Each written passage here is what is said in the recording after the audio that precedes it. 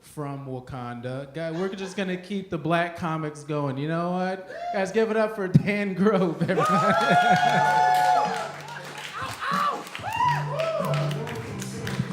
Wakanda forever!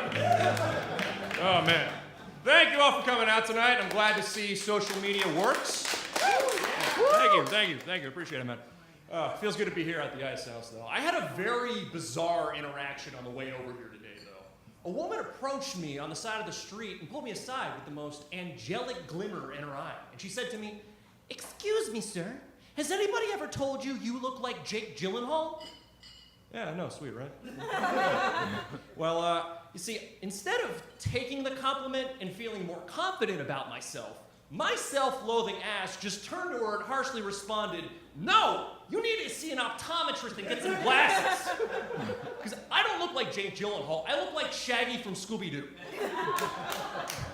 Yeah, be honest with me, folks. The first thought you had when you saw me walking on stage today was, like, zoinks, guys, what's the deal with Scooby Snacks, man? Yeah.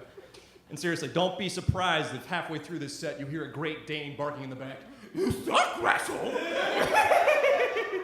Oh boy, howdy! Oh man. I mean, it makes sense though, you know, that I look like Shaggy from Scooby-Doo. I got the man bob up here, the goatee down here, and the gangly, lanky limbs all around the rest of my body. Yeah. I'm a very skinny guy. I like to think I make lingerie models look like sumo wrestlers. Yeah. Seriously, imagine me walking side by side next to a Victoria's Secret angel. You might think that thong-wearing lady will strike a pose such as, $5 off, bra and panties. Oh, sorry. Oh, man. But I do need to start eating better, though. And by that, I don't need more. I need to really start eating healthier because I turned 25 recently. And I came to this realization that my metabolism is basically like a death row prison inmate. Yeah, wherein basically, I'm gonna have the most kick-ass meal I've ever had in my entire life, and then as soon as I finish it, it's just gonna drop dead at the heat of a hat. And then I'm immediately gonna bite into like a York peppermint patty or some shit and blow it up to 300 pounds like a puffer fish. Like, you know, I'm just gonna be all of a sudden opening up a little candy wrapper and be like, "Oh, yummy, let's see what happens." I don't know what was in these things, but they sure are filling. Oh, what's the calorie count in those? I better be looking at those nutrition facts. Oh, boy. So I started seeing this dietitian, right?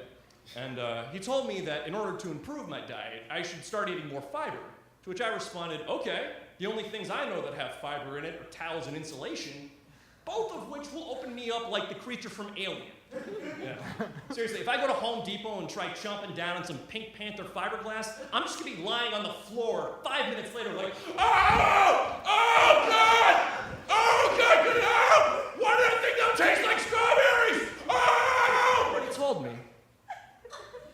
he told me that the only thing I should ever do, really, is, you know, have some fruits, such as blueberries or strawberries, have some brand-enriched treats, such as muffins or cereals, or I can have these little Fiber One bars, which have a day's worth of fiber packed into one compact, tiny little package.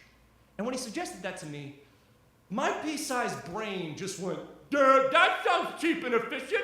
What could possibly go wrong?"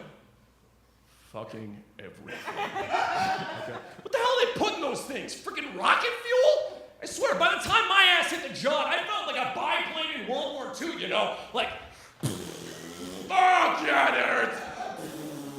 Oh, Jesus. Oh. It's how I imagine the nuclear talks went between Trump and North Korea. Donald Trump, man. Jesus Christ. That man cracks me the fuck up. He really does. He's a very funny... This whole White House really has just been like one massive, long episode of The Office. Only Michael Scott has nuclear launch codes. Yeah. Like, seriously, even though, like, bigotry and racism aside, the only reason we even elected him was because we thought it would be funny. We had the choice between a perfectly rational woman in the form of Hillary Clinton and a collective shotgun blast to the face. Like, seriously, and we chose the shotgun. America chose the shotgun because we thought it looked like a balding Oompa Loompa. Yeah, fucking Christ, man. And now Donald Trump wants to build a space army. Why? What? Like, okay, we as a country are fucking shitting our pants right now over the possibility of World War III, but somehow Trump is more preoccupied with the thought of Thanos getting it's sad though, because the thing is that with Trump wanting to make a freaking space military, it means that extraterrestrial life probably exists. And that makes me very sad, because that means the first impression America's gonna make will be like a girl whose date arrived 20 minutes too early. Like, seriously, man, a UFO will land in Texas, and we'll all be scrambling around like, no, we're not ready yet, please, just give us like 5 more minutes, I swear to God, actually, no, 2 more years, please, we gotta get rid of these whiteheads real quick, it's a huge blemish on our face, for the love of God, just let us, just please come back later, we really want you to like us, please.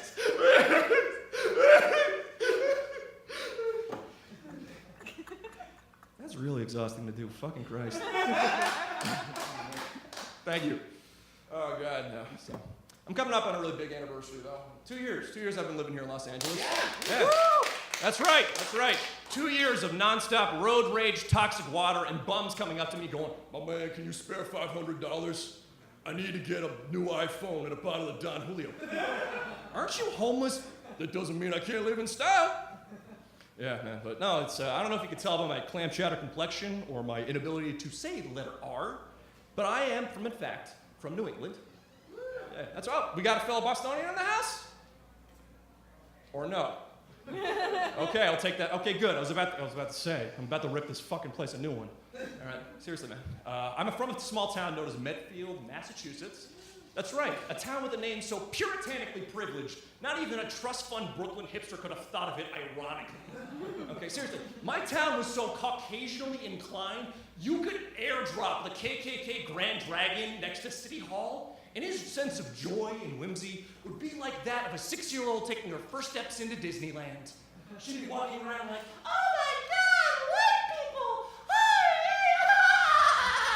And out in the distance, he can hear Gene Wilder's racist twin brother Jeb out to him, come on down to a town lacking any racial integration. What you'll find is one kind of pale Catholic Caucasian. Come on through, straight into a place that's bare of diversification. What you'll see will define segregation.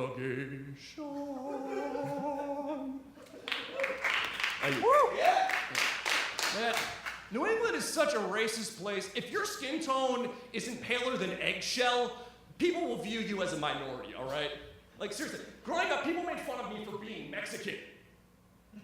Yeah, don't think about that one too hard. Don't try and look at me like, well, maybe. No, stop right there. Stop right there. I'm 100% European. That's all you need to know, all right? I'm whiter than the fence from Tom Sawyer, okay? Jesus Christ. Like, seriously. And it's crazy, because friends would even come up to me, too. They'd be like, hey, I said, you want to go get some Chipotle after school and jam with the gasolina, Holmes? I'd be like, the fuck? No, okay, hold up. 3 things. First off, just because I tan a little bit better than you Irish potatoes does not mean that I was born south of the border, okay? Second off, Chipotle was founded by 2 white guys in Colorado. The palest fucking state in the country. Yeah, seriously, if you're gonna pick a stereotypical restaurant, at least pick one with a Hispanic CEO. And third off, I can't rap. That's a telltale sign of a quote-unquote gringo, okay? If I start freestyling right now, it's gonna sound like Bob Dylan. Seriously, I'm not joking. NWA comes on the radio and I'm like, frickin', fuck the police coming straight from the underground. A young fella has it bad because he's brown. And that's the only color, and so the police think that they have the authority to kill a minority. Oh, man. Folks, you guys have been wonderful. My name is Dan Grove. Have a wonderful night.